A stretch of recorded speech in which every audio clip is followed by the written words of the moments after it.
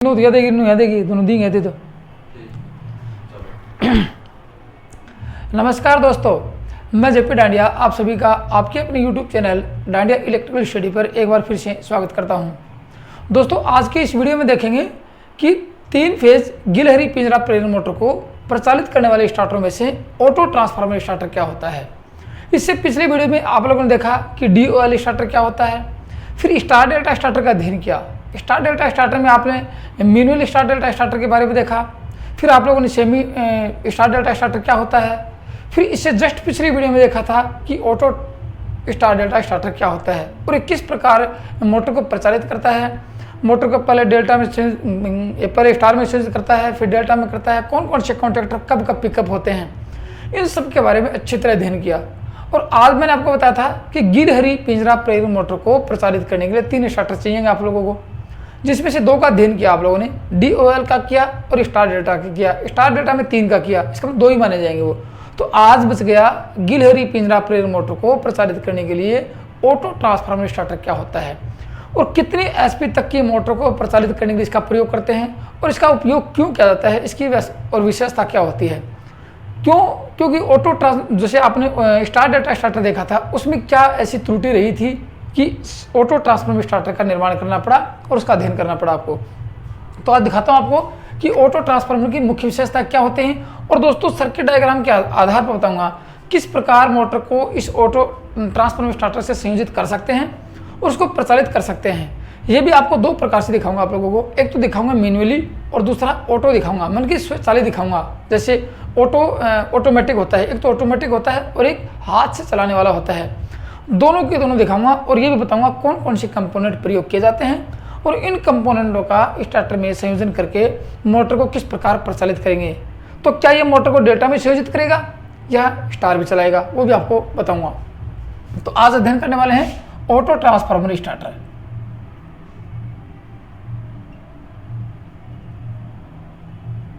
Auto transformer starter, ये देखिए इसको कहते हैं स्व परिणामित, क्या कहेंगे, स्व परिणामित प्रवर्तक ऑटो ट्रांसफार्मर स्टार्टर। अब देखो इसमें क्या होता है, आप लोगों ने गिलहरी पिंजरा प्रेरण मोटर के बारे में देखा था कि उसका रोटर कैसा होता है, रोटर होता है कि जैसे short circuit secondary winding transformer की होती है, उसी प्रकार गिलहरी पिंजरा प्रेरण मोटर का रोटर होता है। यदि उसको स्टार्टिंग में प्रचालित करते हैं, मैंने आपको अच्छी तरह बता दिया था कि गिलहरी पिंजरा प्रेरण मोटर को, केज मोटर को यदि स्टार्टिंग में प्रचालित करते हैं तो उसमें IS स्टार्टिंग धारा का मान फुल लोड करंट का कितना, फुल लोड धारा का 5 से 7 गुना होता है। ये आपको बताया 5 से 7 गुना होता है। यदि इतनी अत्यधिक मान की धारा यदि मोटर में स्टार्टिंग रूप से प्रवाहित होगी तो क्या होगा, स्टार्टर में स्टेटर का जो वाइंडिंग कर रखी है उसका इंसुलेशन जलने की संभावना रहेगी और जिस लाइन पे ये मोटर प्रचालित होती है, जिस लाइन से ये मोटर कनेक्टेड होती है, उस लाइन में अधिक वोल्टेज ड्रॉप होंगी और ब्रेक डाउन होने की संभावना रहेगी। तो आपको बताया था गिलहरी पिंजरा प्रेरण मोटर चाहे कैसी भी हो, उसको जब भी प्रचालित करेंगे तो उसको कम वोल्टेज प्रदान करेंगे। मतलब कहने का मतलब उसको शुरुआती अवस्था में वोल्टेज कम देंगे। तो जैसे DOL स्टार्टर की बात की आप लोगों से, DOL स्टार्टर में क्योंकि DOL स्टार्टर बिल्कुल 3 HP की मोटर को प्रचालित करने के लिए प्रयोग किया था कि 3 HP की यदि आप फुल लोड करंट देखोगे तो कितनी रहेगी, आपको 30 एम्पीयर के करीब जाएगी, 30-35 एम्पीयर जाएगी। तो 30-35 एम्पीयर वो मोटर वाइंडिंग सहन कर लेती है, लेकिन 10 HP तक की, 20 HP तक की, 50, 100, 150, 200, 400, 500 HP तक की मोटर चलाएंगे तो वाइंडिंग जल जाएगी और ब्रेक डाउन होने की संभावना रहेगी। तो आपको पता है कि स्टार डेल्टा स्टार्टर ने किस प्रकार वोल्टेज को कम किया, पहले मोटर को स्टार में संयोजित किया और आपको पता है कि स्टार में संयोजित करेंगे तो वाइंडिंग को कितना वोल्टेज मिलेगा, 1/√3 ये वोल्टेज मिलेगा। मतलब √3 वोल्टेज कम मिलेगा। इसका मतलब कह सकते हैं कि 58% वोल्टेज ही मोटर को मिल पाया, जिसके कारण मोटर में धारा का मान 1/3 हुआ और इसमें लोड का अपने टार्क का मान भी 1/3 गुना कम हो गया। ये तो कब था कि जब था कि मोटर को जब स्टार में चलाएंगे, लेकिन स्टार में चलाने का मतलब ये हो गया कि मोटर को फिक्स कितने वोल्टेज मिलेंगे, शुरुआती अवस्था में 58% वोल्टेज मिलेंगे। ये एक निर्धारित मान हो गया कि मोटर को स्टार डेल्टा स्टार्टर से चलाएंगे तो 58% वोल्टेज ही मिल पाएंगे। यदि इस वोल्टेज से कम करना हो, यदि इस वोल्टेज से अधिक करना हो, माना कि मोटर अधिक लोड लेने वाली मोटर है, अधिक हैवी लोड की मोटर हैं उनको वोल्टेज शुरुआती अवस्था में अधिक चाहिए, माना कि 58 से 65% वोल्टेज चाहिए, तो कैसे देंगे आप लोग? क्योंकि अधिक क्षमता की अधिक लोड की मोटर को तो वोल्टेज ज़्यादा चाहिए और अधिक कम लोड की होगी तो मोटर को वोल्टेज कम चाहिए। ये 58% से आपको 50% वोल्टेज देना हो तो कैसे देंगे? नहीं दे सकते।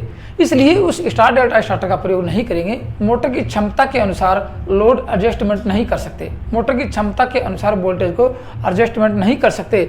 इसलिए उस मोटर की क्षमता के अनुसार वोल्टेज को एडजस्टमेंट करने के लिए, वोल्टेज को उसके अनुसार वोल्टेज प्रदान करने के लिए शुरुआती अवस्था में ऑटो ट्रांसफार्मर का प्रयोग किया जाता है। अब ऑटो ट्रांसफार्मर के बारे में जानते हो, एक वाइंडिंग होती है, ये वोल्टेज को स्टेप अप भी कर देता है और वोल्टेज को स्टेप डाउन भी कर देता है।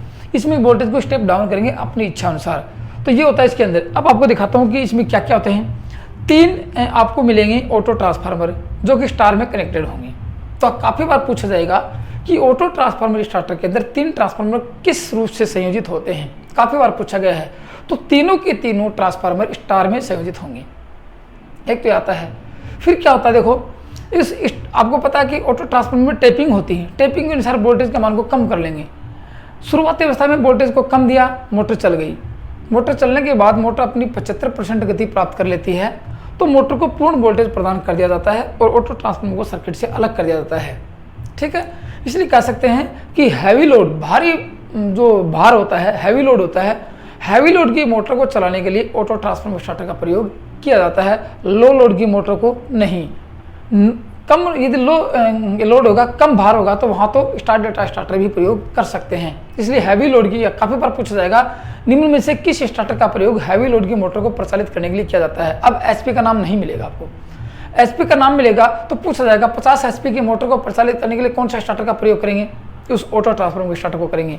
तो ये भी होता है कि स्टार डेल्टा स्टार्टर कितनी एचपी तक की मोटर को प्रचालित किया, उसने 20 एचपी तक की मोटर को प्रचालित किया। याद रखना, 20 एचपी तक की मोटर को प्रचालित किया। अब माने पूछा जाए 100 एचपी की मोटर को चलाना है तो किससे चलाएंगे, स्टार डेल्टा स्टार्टर से नहीं चलाएंगे। वहाँ क्या चलाएंगे, वहाँ चलाएंगे इस ऑटो ट्रांसफार्मर स्टार्टर से चलाएंगे। अब मैं आपको दिखाता हूँ ये सर्किट डायग्राम मैन्युअली और ऑटोमेटिक कैसे होता है। तो पावर डायग्राम दिखाता हूँ आपको, पहले पावर सर्किट दिखाता हूँ। पावर सर्किट के हिसाब से समझ जाना है, फिर आपको दिखाऊंगा मैं आपको मैनुअल रूप से कि किस प्रकार मैनुअल रूप से काम। अब देखो, आपको पता है कि पावर, यदि पावर देखो तो 3 लाइनें होंगी आपको, ये 3 लाइनें होंगी। 3 लाइनों को RYB से दर्शाते हैं। मैं यहाँ आपको वो दिखाता हूँ, फिर यहाँ पे आपको मैनुअली दिखाऊंगा। यहाँ आपको पावर सर्किट दिखा देता हूँ कि किस प्रकार ऑटोमेटिक रूप से ये ट्रांसफार्मर वोल्टेज को मान को कम करता है और फिर किस प्रकार ये वोल्टेज को मान को अप करके और ये मोटर को पूर्ण रूप से चलाता है। तो आपको दिखाता हूँ। सबसे पहले आप लोगों ने देखा था कि मोटर की प्रोटेक्शन के लिए क्या लगाएंगे, बैकअप फ्यूज लगाएंगे। मोटर की प्रोटेक्शन के लिए बैकअप फ्यूज, जिसको हिंदी में करते हैं पूर्तिकर फ्यूज कहते हैं। ये मोटर की प्रोटेक्शन के लिए बैकअप फ्यूज लगा दिया हम, ये बैकअप फ्यूज लगाया यहाँ पे।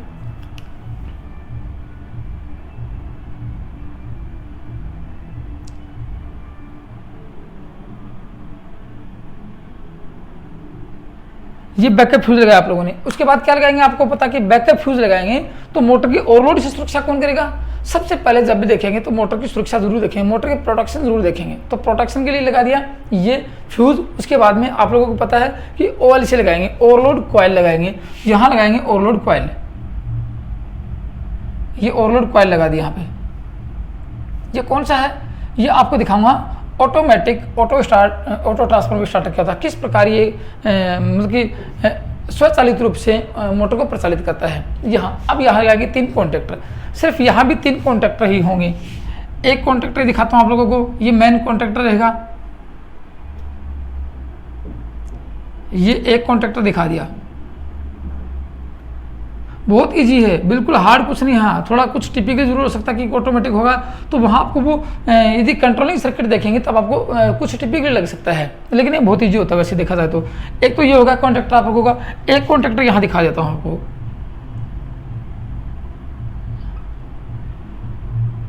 एक कॉन्टैक्टर ये दिखाया। अब इनका संयोजन भी दिखाऊंगा। एक कॉन्टैक्टर ये दिखाया,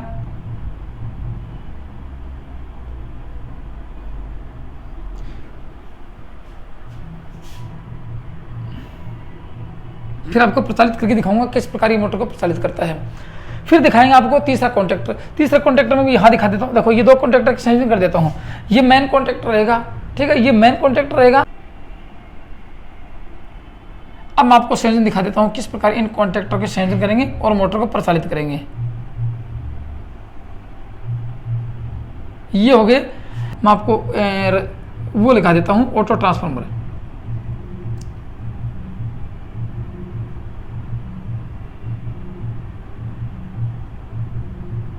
ये ऑटो ट्रांसफार्मर हुआ। एक कॉन्टैक्टर और दिखा देता हूँ आप लोगों को मैं यहाँ पे।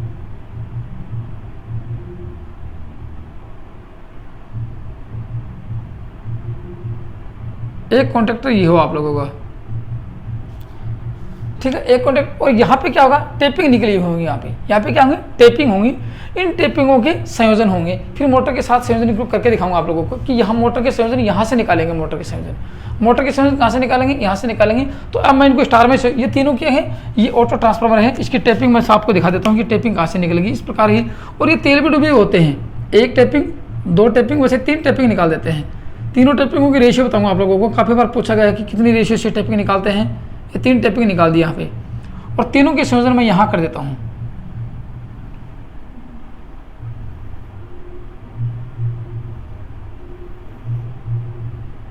ये तीनों के संयोजन कर देता हूँ, और इन तीनों को स्टार में संयोजित करने के लिए ये तीनों को एक साथ मिला देता हूँ कि अब ये ऑटो ट्रांसफार्मर स्टार में संयोजित हो जाएंगे।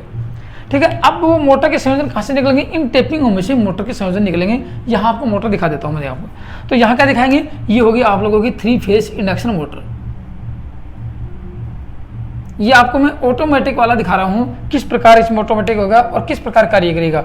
ठीक है, ये दिखा देता हूँ आप लोगों को। तो अब ये जो संयोजन होंगे, ये जो संयोजन आपको दिखा रहा हूँ, ये सिर्फ ओनली मोटर के लिए। तो तीनों चीज़ों को मैं यहाँ संयोजित कर देता हूँ, 1, 2 और ये 3 सिरे संयोजित कर दिए। अब 3 वाइंडिंग के सिरे निकलेंगे, मैं यहाँ से इनको संयोजित, देखो ये बीच वाला ले लेता हूँ, मैं आपको दिखाऊंगा बीच वाला क्यों, वो भी दिखाता हूँ आपको। ये बीच वाला हिस्सा ले लेता हूँ यहाँ से मैं, टेपिंग निकाल के, एक निकाल दिया, फिर यहाँ से दूसरा, और फिर यहाँ से 3 सिरे निकाल दिए। ये इन टेपिंगों में से निकाले हैं, कौन से, ये टेपिंग में से, ये तीनों टेपिंग में से बराबर वोल्टेज निकल गए। अब इन टेपिंगों का रेशियो क्या होता है, ये ऑटो ट्रांसफार्मर की टेपिंग का रेशियो क्या होता है, देखो 55% का रेशियो होता है।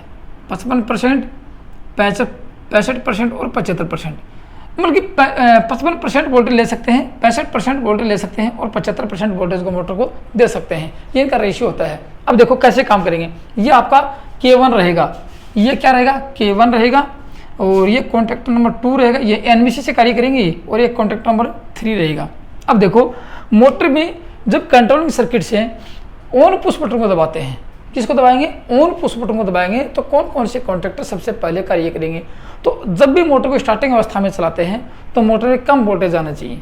मोटर के सर्किट में ऑटो ट्रांसफार्मर सीरीज में संयोजित होने चाहिए, क्योंकि मोटर में टेपिंग से निकाल के जाएंगे तो वोल्टेज का मान कम जाएगा। अब मैंने तीनों टेपिंग बीच वाले, तो 65% वोल्टेज मोटर को जाएगा। कितना जाएगा, 65%। अब मैं यहाँ पे ऑन पुश बटन को दबाऊंगा तो सबसे पहले कौन सा कॉन्टैक्टर ऑन होगा, देखो 2 कॉन्टैक्टर ऑन होंगे, कॉन्टैक्टर नंबर 1 और कॉन्टैक्टर नंबर 2। देखो ये कॉन्टैक्टर ऑन होगा और ये कॉन्टैक्टर ऑन होगा। ये कॉन्टैक्टर ऑन होगा तो क्या होगा, देखो पूछा जाएगा कि ये सर्किट में एक कॉन्टैक्टर K1 ऑपरेट होता है, K1 ऑपरेट होता है तो क्या होता है, ये ऑटो ट्रांसफार्मर 3 जो सिंगल फेज के तीनों के तीनों किस में संयोजित हो जाते हैं, स्टार में। क्योंकि पिकअप करेगा, ये NVC लगाएंगे, NVC को वोल्टेज देंगे, ऑन पुश बटन दबाएंगे तो ये पिकअप होगा, ये कॉन्टैक्टर यहाँ पे मिलेंगे, मिलने के बाद में स्टार में संयोजित हो जाएगा। फिर ये कॉन्टैक्टर नंबर 2 कार्य करेगा। तो सीधी सप्लाई कहाँ गई, देखो सीधी सप्लाई यहाँ से ये मिलेंगे, ये तीनों मिल जाएंगे। सप्लाई यहाँ पे आई, इनमें आई, अब इनमें आई, तीनों की तीनों किसमें संयोजित है, तीनों, ये मिल जाएगा, ये मिल जाएगा, ये तीनों मिल जाएंगे। तो ये तो बीच वाले 65% वोल्टेज को मोटर मिल पाएगा दूसरे सिरे को। अब यहाँ से क्या होगा, मोटर में सीधी सप्लाई। अब देखो यहाँ से क्या होगा कि ये जो सप्लाई जा रही है, ये यहाँ से सीधी सीधी मोटर को मिल जाएगी। ठीक है ना, मोटर को मिलेगी तो क्या होगा, मोटर पहले 65% वोल्टेज पे चल पाएगी। मोटर कहाँ चल पाएगी, 65% वोल्टेज पे चल पाएगी। अब देखो ये, उसके बाद देखो क्या होता है, दोनों के दोनों फेस एक ही होते हैं। ठीक है, और ये दोनों फेस एक होते हैं, यहाँ से ये दोनों एक होते हैं, ये दोनों एक होते हैं। मतलब ये नहीं कि 6 सिरे उभारने का, मतलब 3 सिरे निकाले, ये एक ही अंदर से जो कि एक ही दिखा देता है आपको, ये एक वाइंडिंग दिखा देता है। ठीक है ना, एक वाइंडिंग से दोनों को टैपिंग करके निकालते हैं। तो ये U1 है तो ये U1 ही रहेगा, ये U1 रहेगा, ये V2 है, V1 है तो V1 ही रहेगा, ये W1 है तो W2 रहेगा। इसका मतलब कि तीनों एक ही सिरे हैं। अब आपको ये समझ में नहीं आया तो आपको बस दिखा देता हूँ समझ आगे कि सर ये समझ में नहीं आया, तो यहाँ से इनके संयोजन मैं यहाँ से काट के यहाँ कर देता हूँ, फिर आपको समझ में आ जाएगा कि तीनों के संयोजन कैसे होंगे। इसके साथ इसको संयोजन कर देंगे, या फिर इसके साथ इसके संयोजन कर देंगे, या फिर इसके साथ इसके संयोजन कर देते हैं। अब आगे समझ तीनों एक ही सिरे हैं, क्योंकि मोटर डेल्टा में कनेक्टेड होगी। अब ये 3 फेज की मोटर ऐसे मान लेते हैं कि सीधे कनेक्शन ऐसे ही हैं, तो मोटर किस में चलेगी, अब ये मोटर डेल्टा में चल जाएगी, 65% वोल्टेज में। अब मोटर अपनी 75% गति प्राप्त कर लेती है, 75% गति प्राप्त कर लेती है, तो क्या होता है, शुरुआती अवस्था में मोटर की स्टार्टिंग के समय कौन से कॉन्टैक्ट ऑन होते हैं ये आपको बता देता हूं। देखो, मोटर को जब प्रचालित करते हैं स्टार्टिंग के समय K1 व K2 क्लोज होंगी। कौन से, K1 K2 ये दोनों क्लोज होंगी, ये K2 है, ये K1, दोनों क्या होंगी, क्लोज होंगी। मोटर ऑटो ट्रांसफार्मर के साथ ऐसे प्रचालित हो जाएगी, याद रखना। उसके बाद क्या होगा, जब मोटर की 75% गति प्राप्त कर लेते हैं तो क्या होगा, मोटर की 75% गति घूमने के बाद K1 व K2 ओपन हो जाएंगे, K1 व K2 ओपन हो जाएंगे, ये दोनों के दोनों ओपन हो जाएंगे, और K3 पर मोटर प्रचालित हो जाएगी, डायरेक्ट मोटर K3 पर प्रचालित हो जाएगी, और मोटर को सीधे सप्लाई से वोल्टेज मिल जाएगा और ऑटो ट्रांसफार्मर सर्किट से हट जाएगा। ठीक है, ऑटो ट्रांसफार्मर सर्किट से हट जाएगा और मोटर की 75% गति पर ये काम करना शुरू कर देगा। तो ये तो था आपका ऑटोमेटिक, किस प्रकार का था, ऑटोमेटिक ऑटो ट्रांसफार्मर स्टार्टर था। अब आपको मैनुअली दिखाता हूँ किस प्रकार हाथ से इस मोटर को कंट्रोल करते हैं, वो दिखाता हूँ आप लोगों को। अब आपको दिखाता हूँ कि मैनुअली रूप से किस प्रकार इस स्टार्टर का निर्माण होता है और किस प्रकार मोटर के अंदर कनेक्शन होते हैं, आपको दिखा देता हूँ। देखो मैं मैनुअल रूप से क्या होगा, यहाँ एक रोड होगी, क्या होगा, एक रोड होगी लंबी, यहाँ पे मोटर के स्टार्टर के अंदर देखोगे एक लंबी रोड मिलेगी आप लोगों को,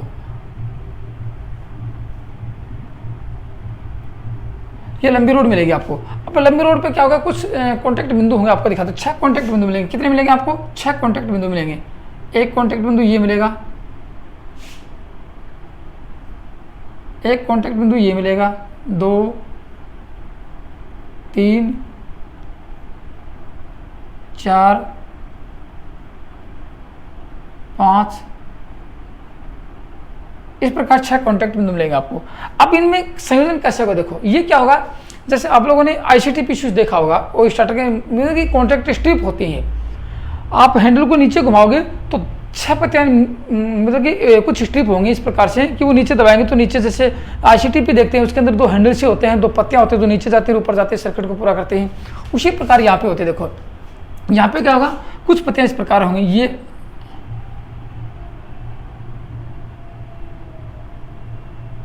इस प्रकार पत्तियां होंगी, यहाँ पे 6 कॉन्टैक्ट होंगे, 6 ही पत्तियां होंगी इसके ऊपर यहाँ पे।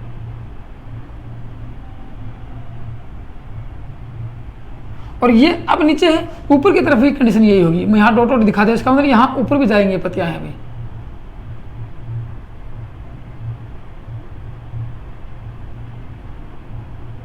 ये दिखा दो 6 के 6 ऊपर जाएंगे। यदि इसको घुमाएंगे, हैंडल ये है, ये हाथ से घुमाने वाला होगा, नीचे दबाएंगे तो ये ऑटोमेटिक स्टार्टर के साथ ऑटोमेटिक ऑटो ट्रांसफार्मर के साथ चलेगा, और ऊपर चले जाएंगे, इसको ऊपर कर देंगे हैंडल को, तो ये क्या होगा, सीधे ही मोटर को लाइन से सप्लाई इसे संयोजित करवा देगा। यहाँ कुछ कॉन्टैक्ट बिंदु होंगे, एक यहाँ पे होगा, एक यहाँ पे होगा, 6 के 6 यहाँ पे कुछ कॉन्टैक्ट बिंदु होंगे बराबर बराबर, मतलब तीनों कॉन्टैक्ट बिंदु होंगे यहाँ पे।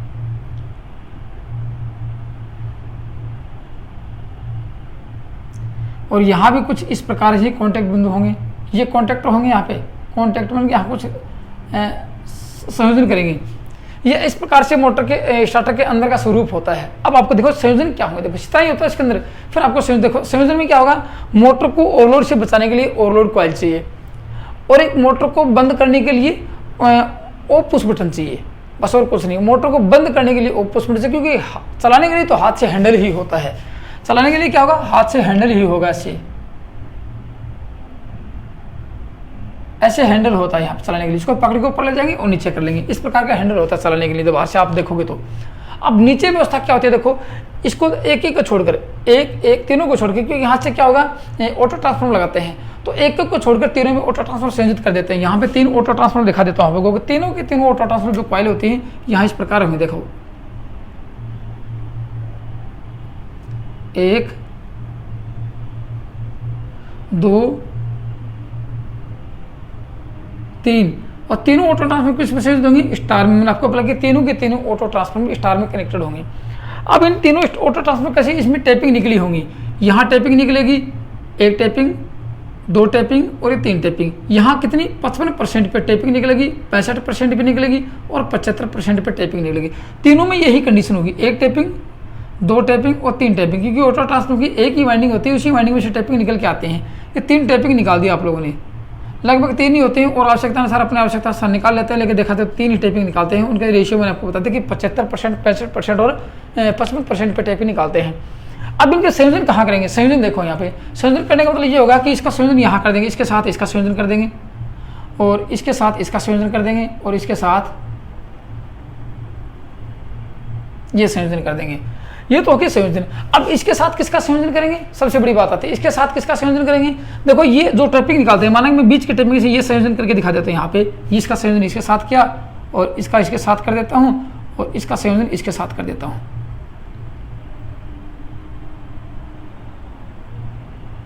ये तो नीचे का संयोजन पूरा हो गया। अब ऊपर मोटर के संयोजन करेंगे, मोटर को किस प्रकार प्रचालित करेंगे और मेन सप्लाई इसको किस प्रकार देंगे। मेन सप्लाई में मैंने आपको बताया था क्या चाहिए, एक ऑफ पुश बटन चाहिए, एनवीसी चाहिए, बैकअप फ्यूज चाहिए, ये चाहिए। और देखो यहाँ पे एनवीसी लगाएंगे कि एनवीसी का कार्य क्या है, हैंडल को जब भी ऊपर करेंगे पकड़ के रखना, मतलब कि स्टार्टर को ऑन अवस्था में बनाए रखना एनवीसी का कार्य होता है। नो लोड कॉइल, शून्य भार कुंडली बोलते हैं, पतले तार की अधिक टर्नों से बनी होती है और एक स्टार्टर के हैंडल के साथ ही चिपकी होती है, हैंडल उसके साथ चिपक जाता है। ठीक है, ये अब लगाएंगे ओवरलोड कॉइल लगाएंगे। देखो ओवरलोड कॉइल आपको दिखा देता हूँ मैं यहाँ पे, ओवरलोड कॉइल ऐसे लगाएंगे। यहाँ देखो एक ओवरलोड कॉइल लगाई, दूसरी लगाई और ये तीसरी ओवरलोड कॉइल। और ये ओवरलोड कॉइल का संयोजन कहाँ होगा, ओवरलोड कॉइल का संयोजन एनसी बटन के साथ होगा, एनसी पुश बटन के साथ होगा।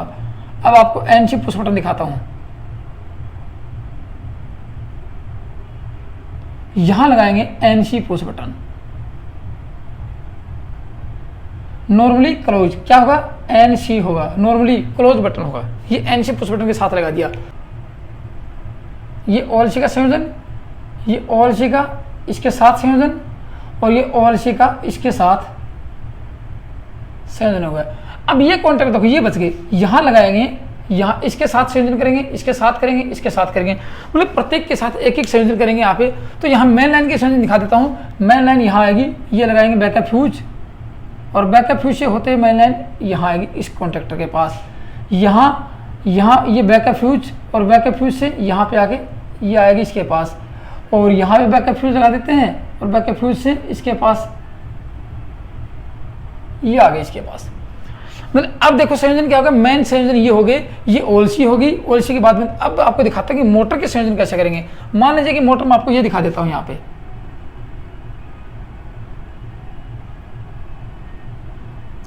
कौन सी मोटर चलाएंगे, 3 फेज गिरहरी पिंजरा प्रेरण मोटर। याद रखना स्लिप-रिंग मोटर नहीं चलाएंगे, स्लिप-रिंग मोटर का स्टार्टर अलग आएगा। 3 फेज इंडक्शन मोटर होगी यहाँ पे। अब देखो ये मोटर कैसे होगी, डेल्टा में कनेक्टेड होगी। याद रखना ये मोटर किस में कनेक्टेड होगी, डेल्टा में कनेक्टेड होगी। अब मोटर के संयोजन एक वायर तो इससे लेंगे, 3 वायर निकलेंगे, एक इससे लगा देंगे। कोशिश सुनना मेरी बात, एक इससे लगाएंगे क्योंकि यहाँ तो होगी कंप्लीट, और दूसरा वायर लगाएंगे यहाँ इसके साथ लगाएंगे, इसके साथ लगाएंगे और तीसरा वायर जो कनेक्टेड करेंगे वो यहाँ पे अगले पॉइंट पे कनेक्टेड कर देंगे। बस आइए आपका स्टार्टर का संयोजन कंप्लीट हो चुका है, इसके साथ लगा देंगे। अब आप गौर से सुनना क्या होता है देखो, ठीक है ना। अब आप गौर से सुनना क्या होता है देखो। अब देखो इस एनवीसी का संयोजन करते हैं। एनवीसी आपको पता है कि एनवीसी ये तो आपको या तो 230 वोल्टेज की मिलेगी या फिर 440 वोल्टेज की मिलेगी। मैं आपको यहाँ 440 वोल्टेज की एनवीसी के साथ दिखाता हूँ। किसकी, 440 वोल्टेज की एनवीसी के साथ संयोजन दिखाता हूँ। यहाँ आपके नज़दीक इसके नियरेस्ट, किसके, हैंडल के नियरेस्ट एनवीसी मिलेगी। कहाँ मिलेगी, हैंडल के नियरेस्ट। यहाँ मान लीजिए कि एनवीसी हो गई आपकी, ये एनवीसी के संयोजन हो गई, ये एनवीसी दिखा दिया आप लोगों को। और एनवीसी के साथ क्या लगाएंगे, स्टॉप, ये ऑफ पुश बटन लगाएंगे। ये कौन सा लगाएंगे, ये एनसी स्विच लगाएंगे। याद रखना ये एनसी स्विच लगाएंगे क्योंकि यही ऑफ करेगा, एनसी स्विच ये सर्किट को ओपन करेगा। तो एनवीसी का एक संयोजन इसके साथ ऐसे कर देंगे, इसके साथ इसको कर देंगे। अब एक फेज तो ये मिल चुका है, देखो यहाँ से एक फेज इसके साथ मिलेगा, एक फेज यहाँ, ये तो एक ही फेज दोनों, यहाँ से एक फेज इसके साथ दे देते हैं क्योंकि ये संयोजन इसके साथ होगा। तो एक फेज का संयोजन मैं इसके साथ कर देता हूँ, इसके साथ। अब देखो इसकी प्रोसेस कैसे ये मोटर को मतलब प्रचालित करता है और किस प्रकार के मोटर को प्रचालित करने के लिए प्रयोग करते हैं। मान लीजिए कि आपने हैंडल को नीचे दबाया, गौर से सुनना, हैंडल को नीचे दबाया, नीचे क्या होगा, मोटर स्टार्ट होगी, क्या होगी, और ऊपर क्या होगी, मोटर रन होगी। मोटर ऊपर क्या होगी, यहाँ पे इस प्रकार ले जाएंगे, ये हैंडल के ऊपर ये रन होगी, मोटर रन के बाद मोटर चल जाएगी अपने बाद में। मोटर को नीचे किया, स्टार्टर को नीचे दबाया, तो नीचे दबाने से क्या होगा, देखो ये जो कॉन्टैक्ट है ये इसके साथ मिलेगा, ये तीनों के छह कॉन्टैक्ट मिलेंगे। तो सप्लाई कहाँ गई, इसके साथ सप्लाई है। गौर से सुना, सप्लाई कहाँ आई, मेन सप्लाई ये आ गई, ये मेन सप्लाई ये आई, इसके साथ आई। यहाँ से कहाँ गई सप्लाई, यहाँ से मैं दिखा देता हूँ आपको एरो लगा के कि किधर से आएगी सप्लाई। यहाँ से सप्लाई इसके पास गई, इसके पास गई, यहाँ आएगी सप्लाई, इसमें आई। तीनों की तीनों सर्किट क्या है, स्टार में ये कनेक्ट है, क्या है, स्टार में कनेक्टेड है।